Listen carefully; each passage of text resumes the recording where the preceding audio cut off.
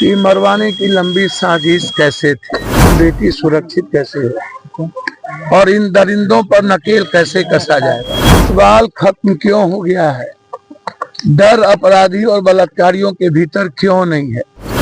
लगातार हत्या हो रही है, पत्रकारों की हत्या कर दी गई, गोली मार दिया गया और गृह मंत्री जी अपनी पीठ थपथपा रहे हैं, बाही बाही कर रहे हैं। गृह मंत्री जी, आप बाचाल तो हैं, आप गाली देने में बहादुर तो हैं। आपको बीजेपी और भगवान ने एक जगह दिया है, बिना किसी जाति को गाली दिए, और अपराधियों की कोई जाति नहीं होती है। मुख्यमंत्री जी, सबको खत्म करिए आप। पटना के बेउर जेल से निकलने के बाद पप्पू यादव सीधे फुलवारी शरीफ पहुंचते हैं। जी हां, फुलवारी शरीफ में जहां कोचिंग गई छात्रा का छत से गिरने के बाद मौत हो जाती है, पीड़ित परिवार से मिलने पहुंचे पप्पू यादव। वहीं पप्पू यादव ने कहा है कि न्याय उस बच्ची को मिले जिस तरह से बिहार में बेटी असुरक्षित महसूस कर रही है। उन्होंने सरकार पे साफ तौर पे निशाना साधा है और निशाना साधते हुए ये भी कहा है कि अब बेटी जाए तो जाए कहाँ, घर से कोचिंग के लिए निकलती है और उसकी दुखद घटना का सूचना परिजनों को मिलता है, जिसे पीड़ित परिवार से मिलने आज पप्पू यादव सीधे बेउर जेल से फुलवारी शरीफ चकमुसा गांव पहुंचते हैं। के साथ मारा गया,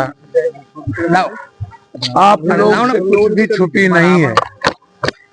हम अभी आधे घंटे पहले, 15 मिनट पहले न्यायालय के आदेश पर जेल से निकले। मैंने उस दिन भी कहा था कि मरवाने की लंबी साजिश कैसे थी, लेकिन मेरे लिए सवाल ये नहीं है कि मैं रहूं या मरूं या कोई मरवा दे। मेरे लिए सबसे बड़ा सवाल है कि बेटी सुरक्षित कैसे हो और इन दरिंदों पर नकेल कैसे कसा जाएगा। दूसरा सबसे बड़ा सवाल ये है कि इकबाल खत्म क्यों हो गया है, डर अपराधी और बलात्कारियों के भीतर क्यों नहीं है। लगातार हत्या हो रही है, पत्रकारों की हत्या कर दी गई, गोली मार दिया गया, लगातार घटना पे घटना हो रही है और गृह मंत्री जी अपनी पीठ थपथपा रहे हैं, बाही बाही कर रहे हैं। गृह मंत्री जी, आप बाचाल तो हैं, आप गाली देने में बहादुर तो हैं।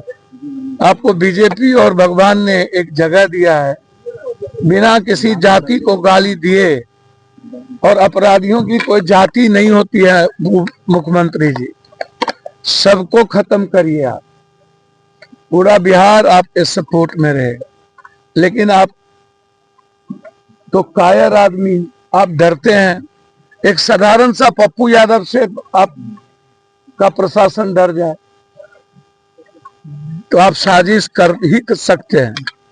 आपसे बहुत कुछ सवाल है, लेकिन आज सवाल मेरा सिर्फ इस बच्ची के दरिंदगों को स्पीडी ट्रायल किया जाए और कोई बच्ची इस बिहार पर किसी नरभक्षियों की गिद्ध दृष्टि ना हो।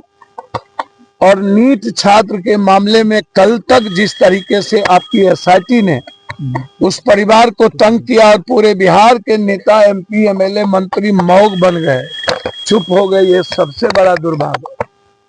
क्यों? और यहाँ भी कल घटना घटी, ना तो इस इलाके के एमपी आए, ना एमएलए आए।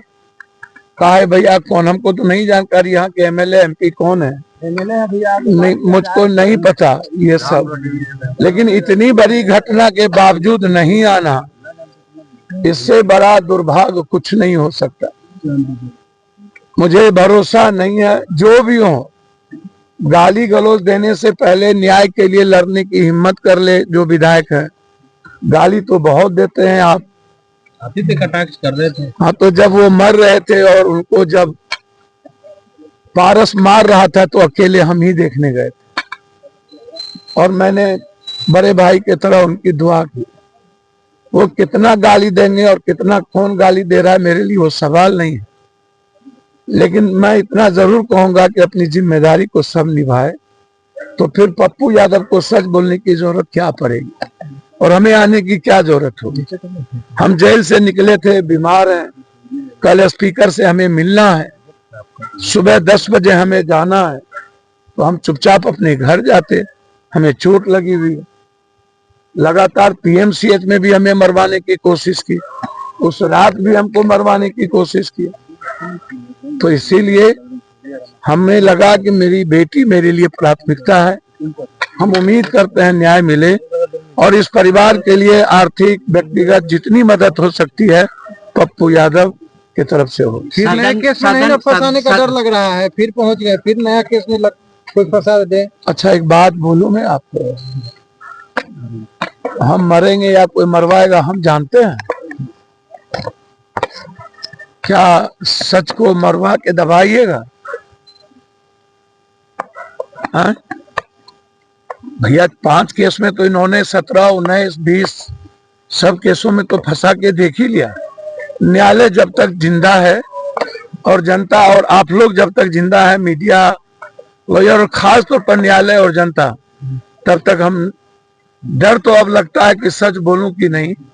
इस बार हमको भगवान से भी और सच से भी डर लगे, लेकिन न्यायालय के रहते हुए अब मैं नहीं डरूंगा। फुलवारी शरीफ से NBC 24 के लिए रजत कुमार।